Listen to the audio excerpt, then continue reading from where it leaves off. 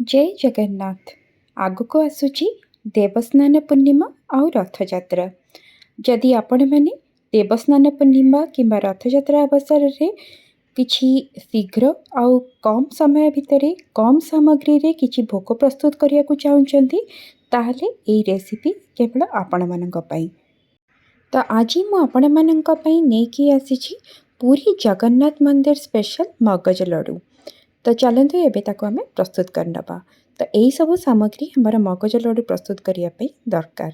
तो नहीं जावा आमे गोटे कप बा गोटे गिना नहीं जावा अटा, अध गिना चीनी, अध गिना घी, गोटे मसला प्रस्तुत करवा से आमे नहीं जावा अल्प किछिटा गोलमरीच, 3-4टी लवंग, गोटे नहीं जावा अलैच आउ गोटे जायफल किछि मात्रा रे भांगिकी आमे नबा। पूराटा नेबेनी बस गोटे पिंच आपण तेरे ऐड करेंगे।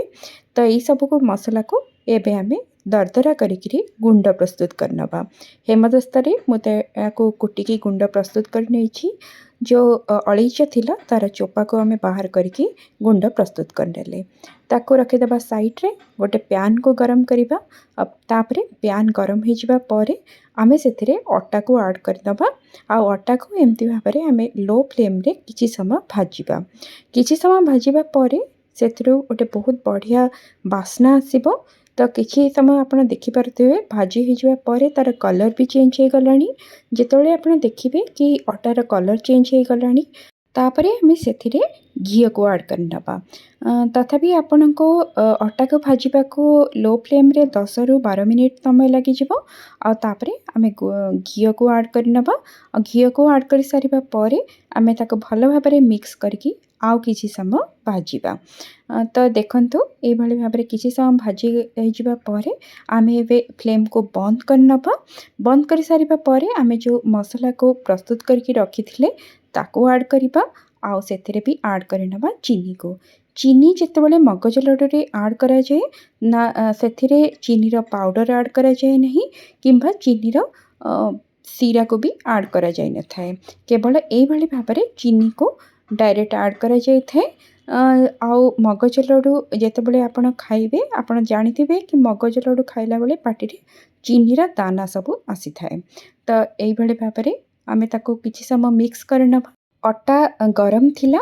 तो गरम अटारे जेतेबेले चीनी आमे ऐड करूछे तो चीनी अल्प किछि किछि मेल्ट हेकी अटारे मिसी जाय थाए।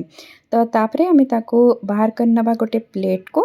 आ प्लेट को बाहर कर सारिबा परे आमे तुरंत लड्डू को प्रस्तुत करिबा। एई अटा को टिके चकटिकी तापरे आपण लड्डू को प्रस्तुत करि नेबे। काहेकि ना से चकटिबा द्वारा कोन हेते ना चीनी अल्प किछि किछि अटारे मिसी जाय थाए। तो एई भली भाबरे आमे सब लड्डू गुडी को प्रस्तुत करनबा। तो एबे प्रस्तुत हो गला हमर पूरी जगन्नाथ मंदिर रो स्पेशल मगज लड्डू। जोटा को कि आपण रथयात्रा अवसर रे घरे निश्चित भाव प्रस्तुत करंतु। ए लड्डू को प्रस्तुत करने पे बेसी समय लगी न था। आपण देखि पारुथिबे केते कम समय रे केते कम सामग्री भितर आमे ए लड्डू को प्रस्तुत करनेले। तो आपण प्रस्तुत करंतु आउ आपणक अनुभव मो सहित निश्चय शेयर करिवे। जदि आपण माननको वीडियोटी भलो लागिला ताले ताको लाइक और शेयर निश्चय करदेवे। आउ चैनल रे जदि प्रथम करी विजिट करिसेंती सब्सक्राइब करबा को बिल्कुल भी भूलिबेनी।